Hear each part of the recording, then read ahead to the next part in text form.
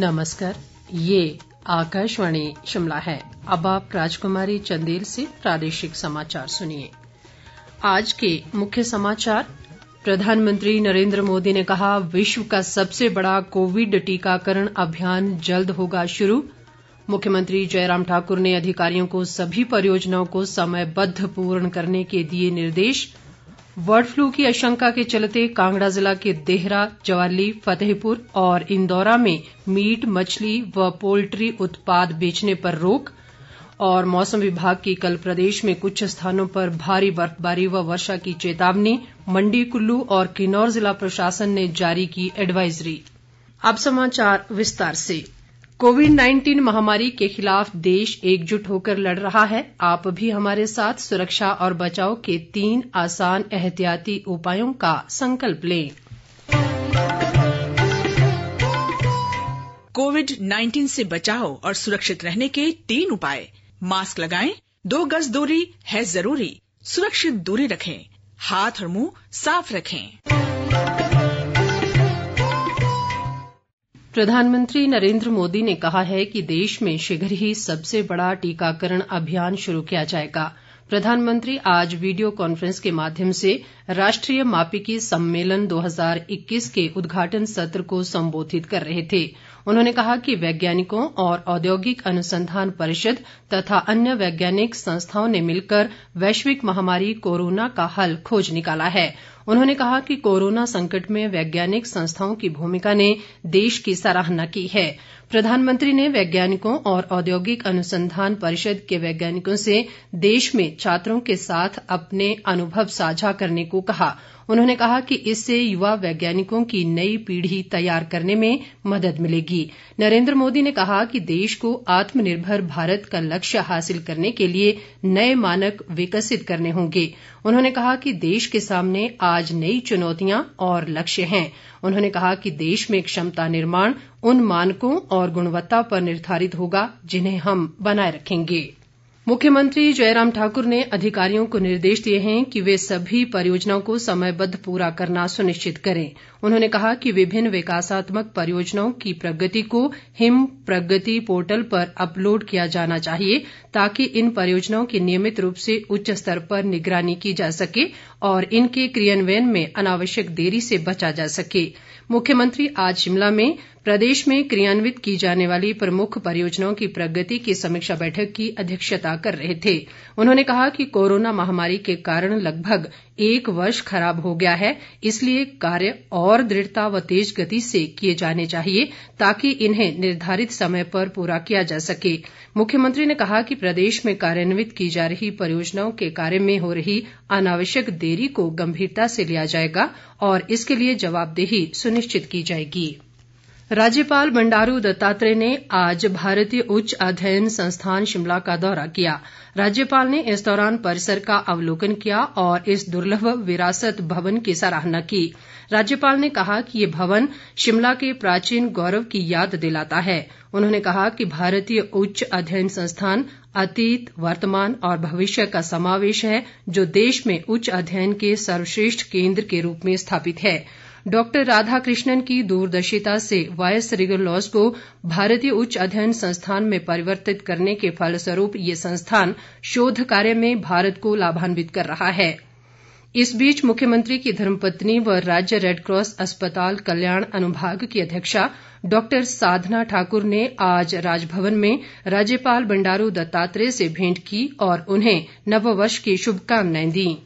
शिक्षा मंत्री गोविंद ठाकुर ने प्रधानमंत्री नरेंद्र मोदी को अमेरिकन रिसर्च मॉनिटरिंग काउंसिल के एक सर्वेक्षण में कोरोना से जंग में दुनिया में सबसे अव्वल व लोकप्रिय राजनेता आंके जाने पर बधाई दी है। उन्होंने कहा कि देश के प्रधानमंत्री की विश्व स्तर पर लगातार बढ़ती लोकप्रियता पर देश को गौरव है। उन्होंने ये भी कहा कि नरेंद्र मोदी के आक्रामक तरीके से काम करने की शैली के कारण वे दिनों दिन लोकप्रिय हो रहे हैं।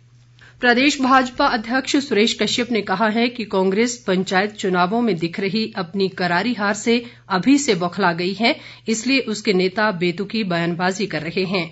कश्यप ने आज शिमला में कहा कि प्रदेश कांग्रेस अध्यक्ष कुलदीप सिंह राठौर मजबूर और बौखलाए हुए हैं। उन्होंने ये भी कहा कि मुख्यमंत्री जयराम ठाकुर और अफसरशाही के बीच अच्छा तालमेल है, इस बात से विपक्ष परेशान है।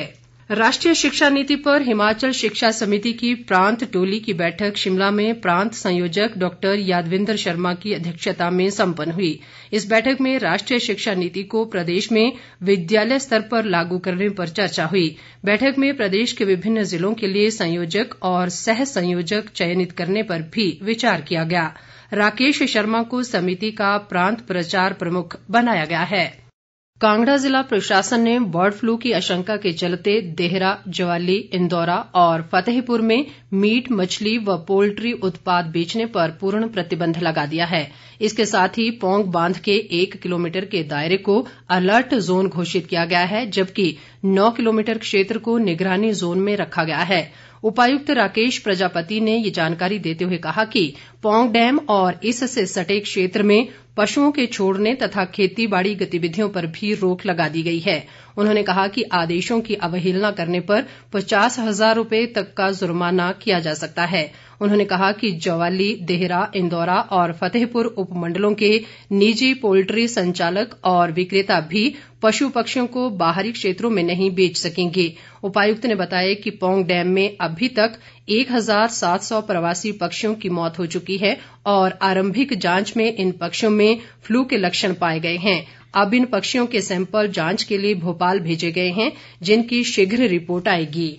जनजातीय जिला लाहौल स्पीति की ऊंची चोटियों पर आज सुबह से रुक रुक कर हिमपात हो रहा है। इससे पूरा जनजातीय क्षेत्र कड़ाके की ठंड की चपेट में है और जनजीवन बुरी तरह प्रभावित हुआ है। बर्फबारी से मनाली, केलंग सहित अन्य सभी संपर्क मार्ग वाहनों की आवाजाही के लिए बंद हैं। राज्य के मैदानी और मध्यम व ऊंचाई वाले क्षेत्रों में आज दिन के अधिकांश समय धूप खिली रही, जिससे अधिकतम तापमान में वृद्धि हुई है। इस बीच मौसम विभाग ने आज राज्य में अधिकांश स्थानों पर वर्षा व बर्फबारी और मैदानी तथा मध्यम ऊंचाई वाले कुछ स्थानों पर अंधड़ चलने और आसमानी बिजली गिरने की संभावना जताई है। विभाग ने कल 5 जनवरी को राज्य के मैदानी इलाकों में कुछ स्थानों पर ओलावृष्टि, अंधड़ चलने और आसमानी बिजली गिरने, जबकि मध्यम ऊंचाई वाले कुछ स्थानों पर भारी वर्षा और बर्फबारी का येलो अलर्ट जारी किया है। विभाग ने कल राज्य के अधिक ऊंचाई वाले अलग अलग स्थानों पर भारी बर्फबारी का ऑरेंज अलर्ट भी जारी किया है। इस अलर्ट को देखते हुए कुल्लू, मंडी और किन्नौर जिला प्रशासन ने पर्यटकों व स्थानीय लोगों को ऊंचाई वाले क्षेत्रों में न जाने की सलाह दी है। प्रदेश में कोरोना मामलों की संख्या बढ़कर 55,721 हो गई है। आज प्रदेश में अभी तक केवल 35 कोरोना पॉजिटिव मामलों की पुष्टि हुई है। इनमें 9 मामले मंडी जिला में दर्ज किए गए, जबकि शिमला में 8, कांगड़ा में 7, हमीरपुर में 5, सिरमौर में 3, कुल्लू में 2 और बिलासपुर में 1 मामले की पुष्टि हुई है। इस दौरान 201 लोग स्वस्थ भी हुए हैं। प्रदेश में कोरोना से आज 2 लोगों की मौत भी हुई। राज्य में कोरोना संक्रमण से अब तक 934 लोगों की मृत्यु हुई है, जबकि 53,077 लोग स्वस्थ हो चुके हैं। प्रदेश में अब तक लगभग 8 लाख लोगों का कोरोना टेस्ट किया जा चुका है। प्रदेश पुलिस महानिदेशक संजय कुंडू ने अटल टनल रोहतांग की सुरक्षा में लगे सुरक्षा कर्मियों को इस सुरंग में आकर हुड़दंग मचाने वाले पर्यटकों के साथ आक्रामकता के बजाय कानूनी प्रावधानों के तहत कार्रवाई करने को कहा है। पुलिस महानिदेशक ने आज कुल्लू और लाहौल स्पीति के पुलिस अधीक्षकों को लिखे पत्र में ये भी कहा है कि सुरंग की सुरक्षा में तैनात जवानों को पर्यटकों से विनम्रता से निपटने का प्रशिक्षण उनकी तैनाती से पहले दिया जाए।